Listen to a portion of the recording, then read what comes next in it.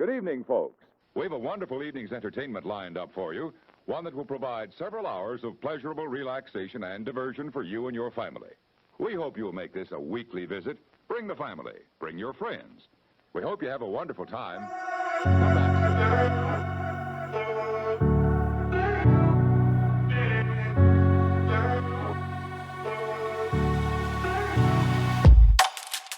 Hello, everyone, and welcome back to Knights of the Pageless Library.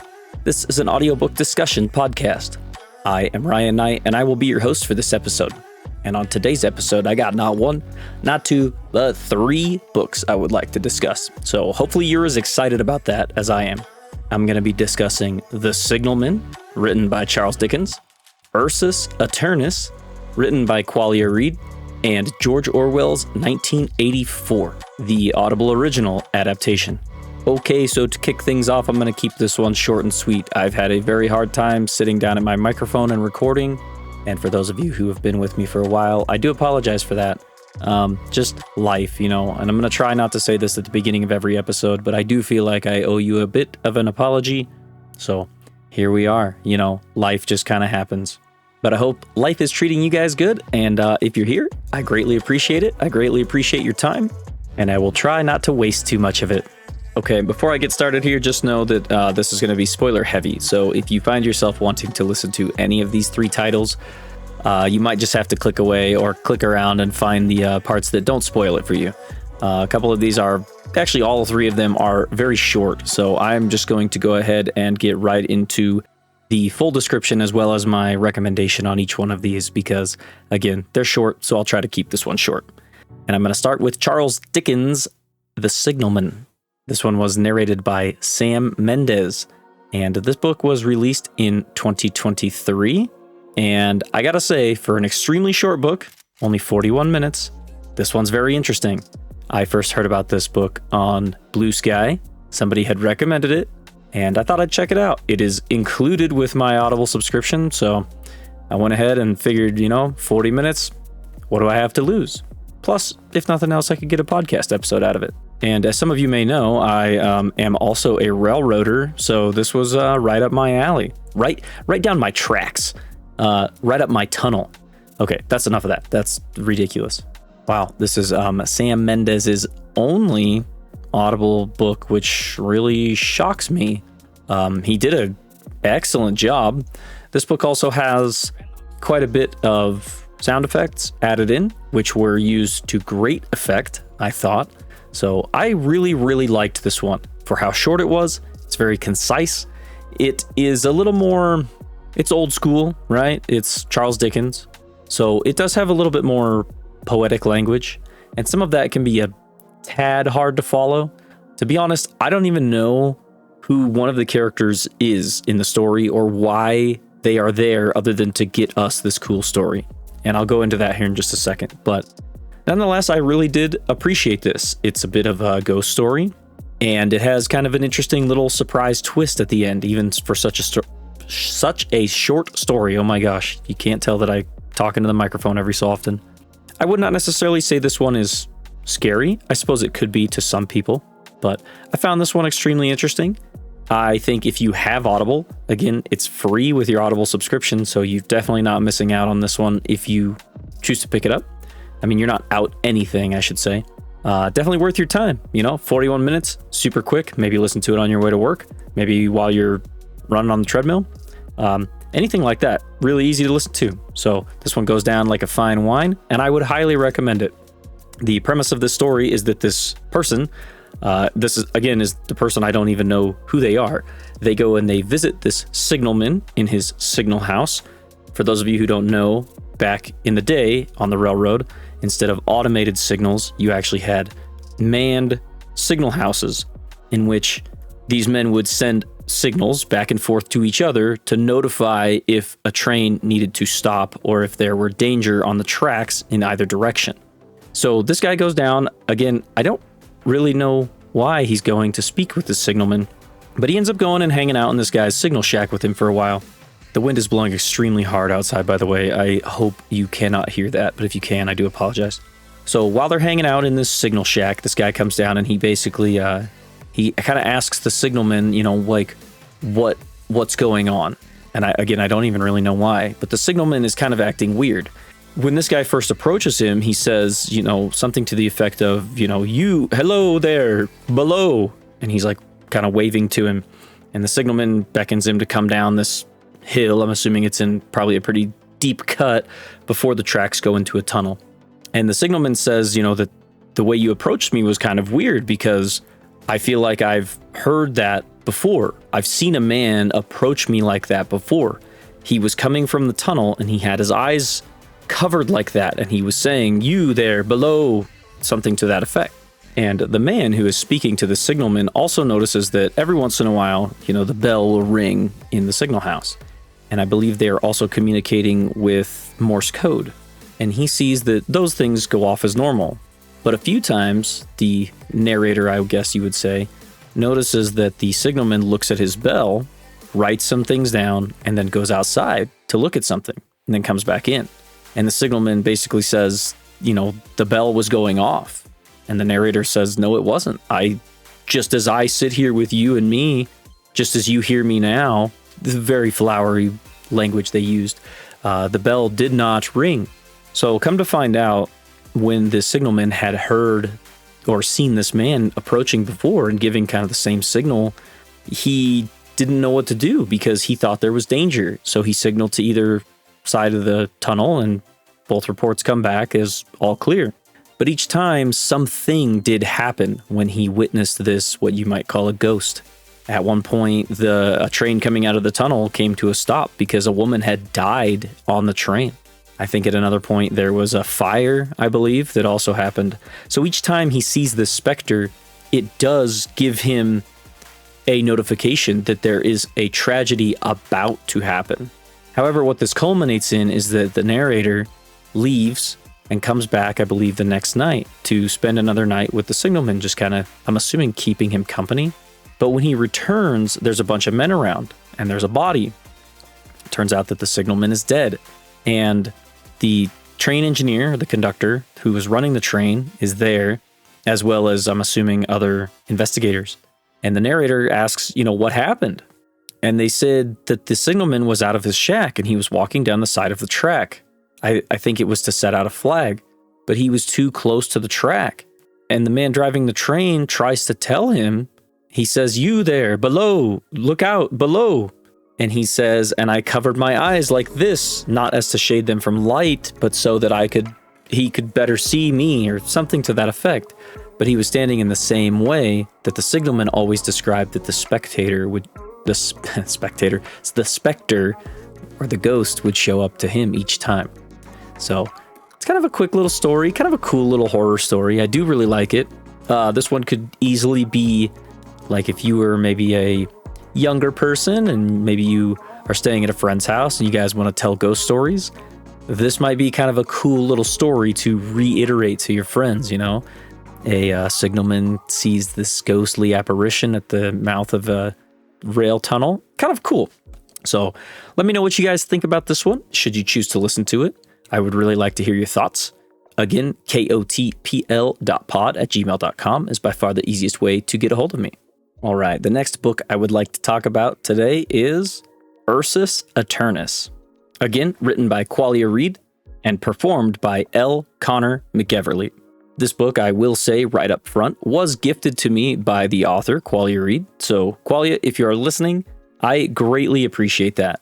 I think that is one of the best perks of having this podcast, is getting to listen to things that I might not have otherwise listened to, especially because they are gifted to me to let my audience know about them. And I try to be as unbiased as possible when it comes to that. Again, I just really appreciate that, so thank you. So right up front, I think that L. Connor McGeverly, I'm so sorry, I am going to mispronounce that a few times. That one is a little bit of a tongue twister, and I don't speak well to begin with, so sorry about that.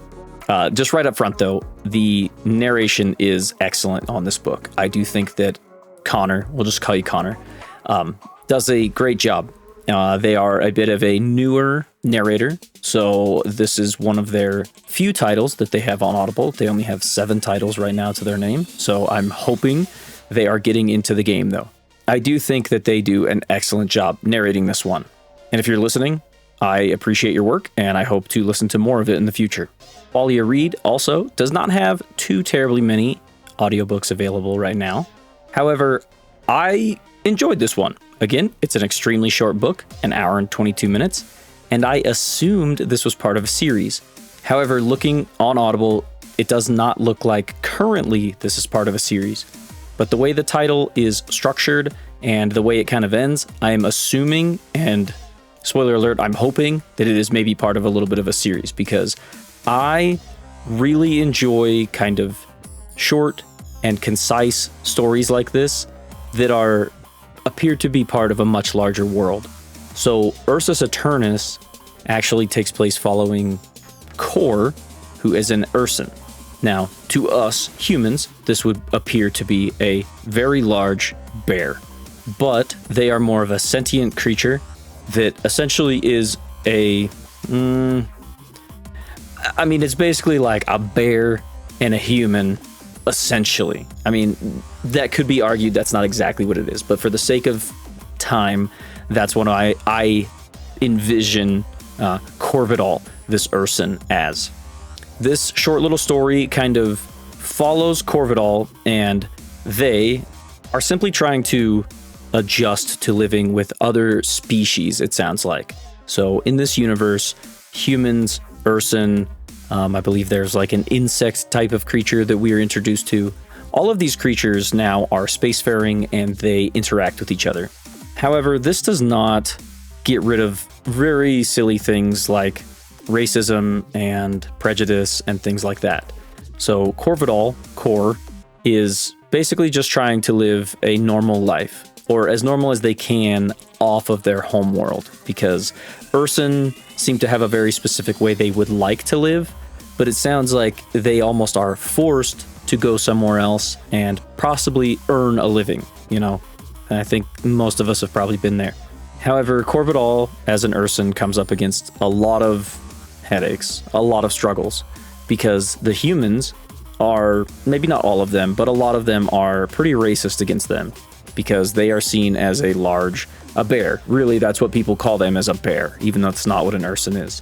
And Urson can obviously be probably very intimidating looking. They are massive and, again, a bear, essentially. Okay, I don't know, I'm going to keep saying it, but in reality, that's not what they are, but just picture a giant bear that walks around on two legs like a person, and it wears clothes and stuff, okay?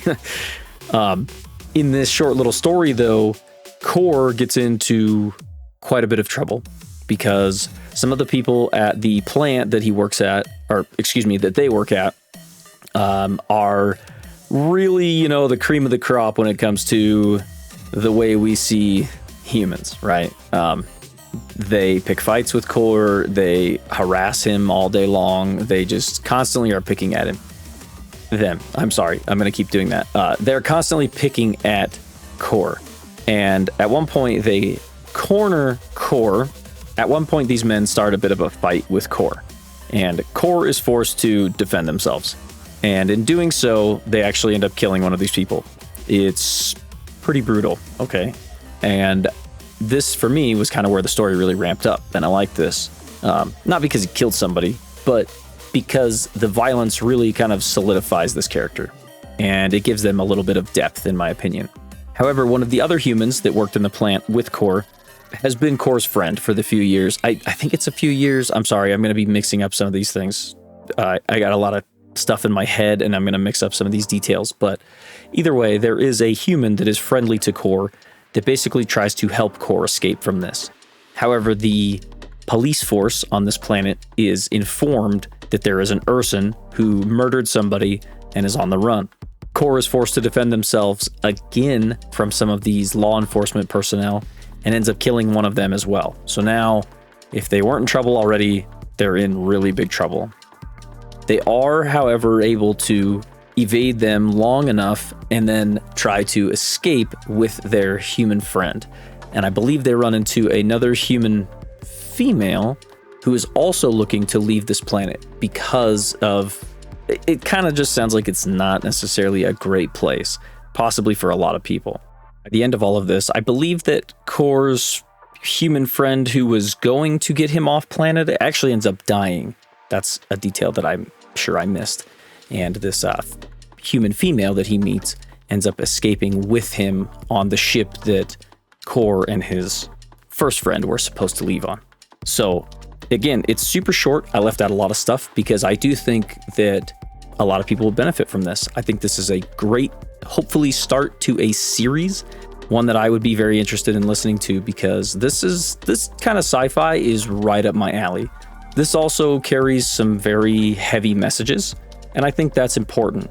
And I think it's great when you can get both a great story as well as good message all tied up and wrapped up in one nice package. So, Qualia Reed, excellent job. Again, thank you so much for gifting this one to me. And I really, really look forward to listening to hopefully more of this series and potentially some of your other work. Okay, and the last title I would like to talk about today is George Orwell's 1984. This is an Audible original adaptation that, as far as I can see, came out in 2024. This title, again, is what I would call short. This one is 3 hours and 27 minutes. Now, this one is done by a full cast of people.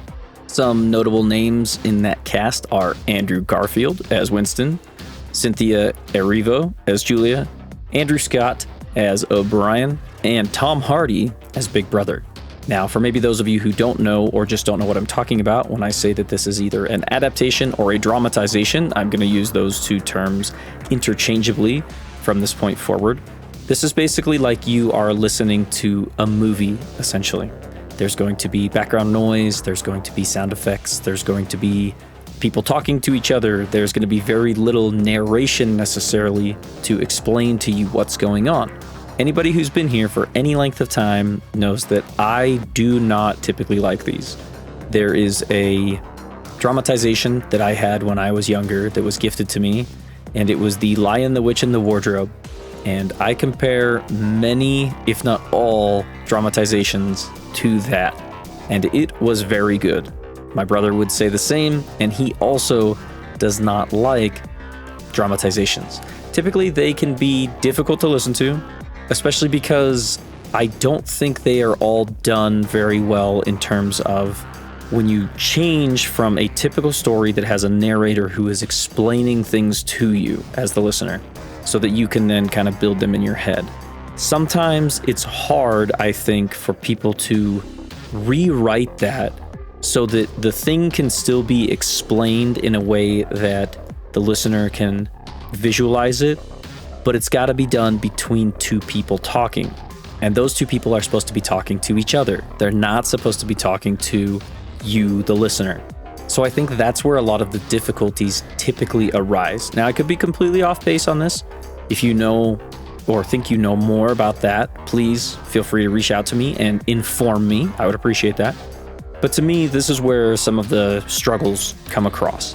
One, if you don't have a narrator explaining things to me, the listener, and you have two people talking about something, but they're explaining it, then you got to convince me why they're explaining it to each other if they can see it. And two, you got to convince me that they are not just saying the thing for me, the listener.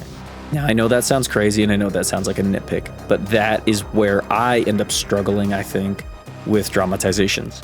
Now, what do I think about this dramatization? This was a breath of fresh air for me, okay? I really enjoyed this. I think that this was a great performance. I think every single bit of it was on par. I really liked every minute of this one. Now, I'm a bit biased because I am a huge fan of 1984 by George Orwell. I'm a big fan of the original audiobook that I have reviewed on here as well. I'm a huge fan of the story. Whether we're living it or not right now remains to be seen. Politics aside, seriously though, this one is good. Everybody's performance in this one is good.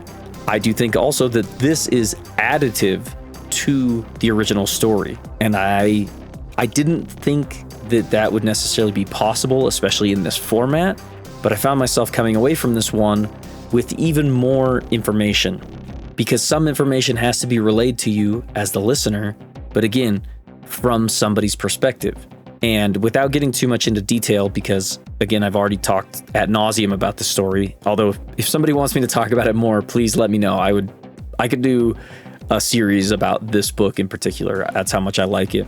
But there is additional information that is given to you because it kind of has to be said out loud, and you just kind of have to listen to it and pick up on the little details like that, I think, for what I am saying to make sense. Because again, I know I don't make a whole lot of sense probably when I talk, but just know this is a good story.